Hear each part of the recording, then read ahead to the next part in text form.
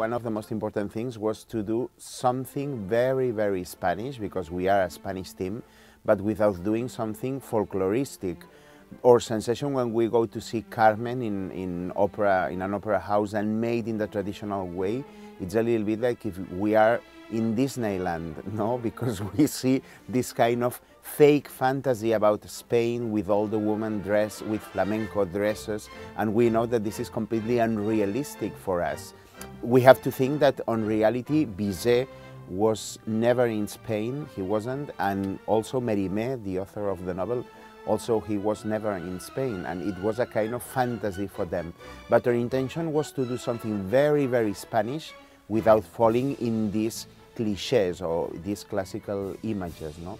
And for that, it was a little bit like in a film. We start going to the south of Spain, the team we were working preparing the production, with Calixto, with Alphonse Flores, the set designer, and Mercè Paloma, the costume designer, and we were first visiting the places where the action takes place, like Sevilla, Ronda, and all these traditional places.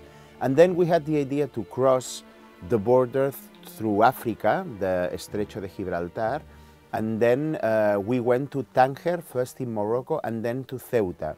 Ceuta is a Spanish city in the north of Africa. There are two Spanish cities in the north of Africa, Ceuta and Melilla. And in Ceuta we found a little bit all this universe we wanted to show on stage. It was this universe of frontier, of open spaces, you know, with all these roles mixed in a very particular way. Because we had soldiers, because in Ceuta it's where they are living, la Legión Extranjera, the legionaries are living there. It's the most important place for them.